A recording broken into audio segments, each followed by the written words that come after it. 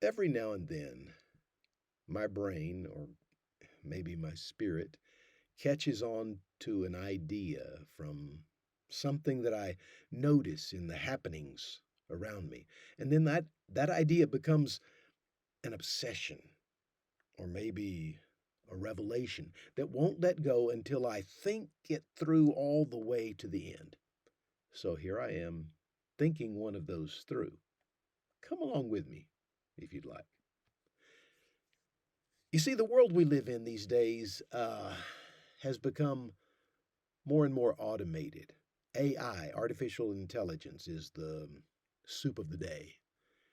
Now, let me tell you about a few of my encounters with artificial intelligence that got me seeing a pattern that might dive deeper than you expect. First of all, I'm a real estate appraiser. I've been valuing residential real estate for 4 decades now.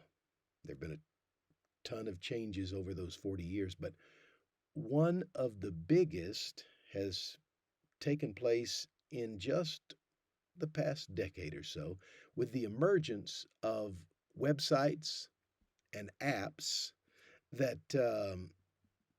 that calculate the value of a home based on artificial intelligence. In other words, there's enough public data that reveals the physical characteristics of homes in an area along with their sale prices so that software programs can be written that can calculate a reasonable idea of what a home's sale price should be that's similar in that area.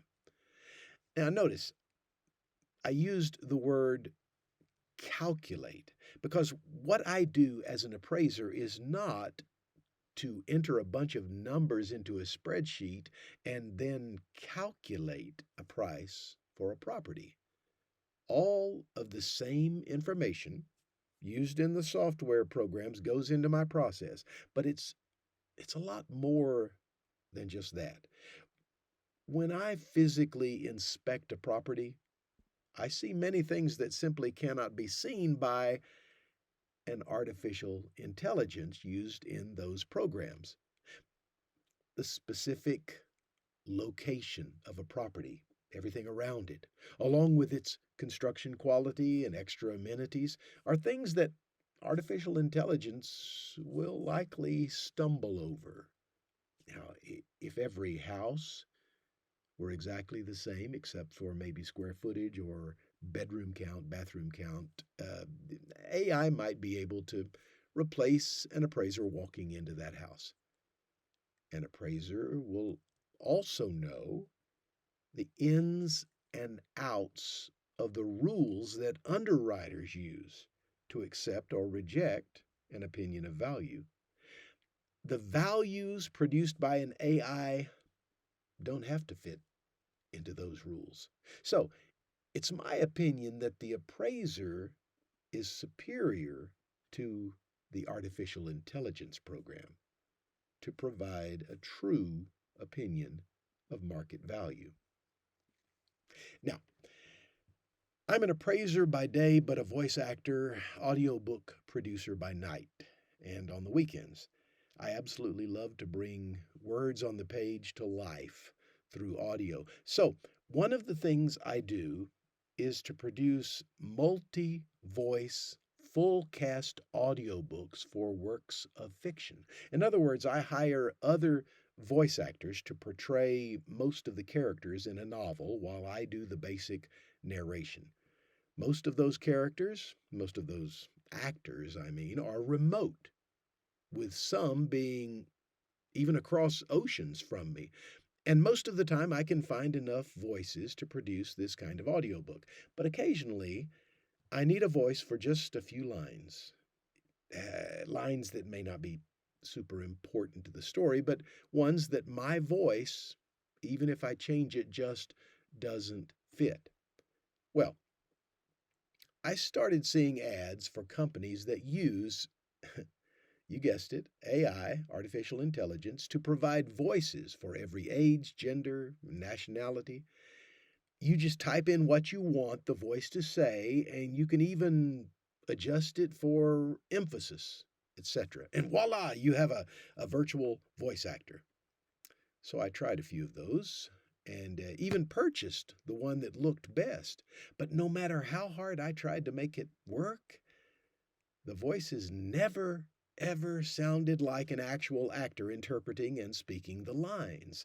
They sounded, well, they sounded artificial.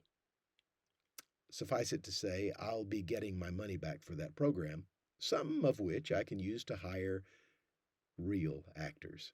So when it comes to communication, important communication at least, a person's voice cannot really be replaced by artificial intelligence.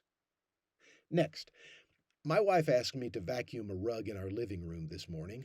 We have one of those Roomba robot vacuums, which does a fairly decent job on some areas, but it just doesn't make that rug look like it should.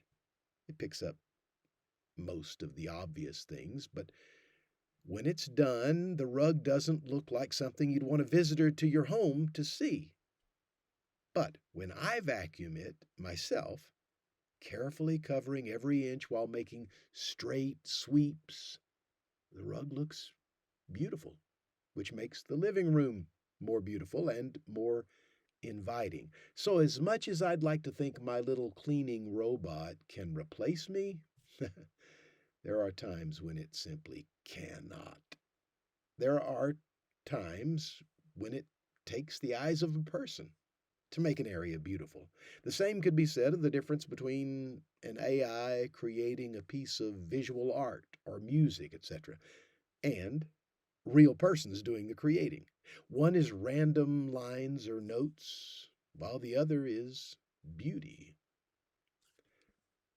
Another area that artificial intelligence has infiltrated and in many eyes ruined is social media.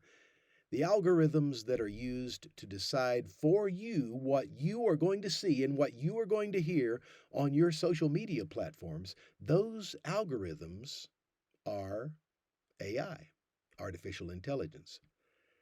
I'll admit they're very advanced and very influential in the lives of people who consume social media. And I'll admit I'm one of those people. But here's the deal.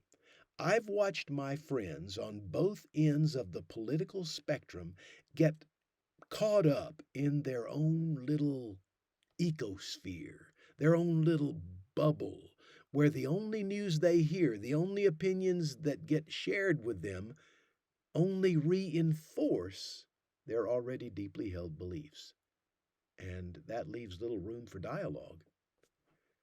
I occasionally see a reasonably decent back and forth between well meaning friends, but inevitably someone who doesn't really know the people involved in the discussion comes in and turns up the heat so that a discussion turns into a war of words. Now, as long as we allow these platforms to force us into our little camps, those camps are going to be more and more isolated and more lonely. Listen to me.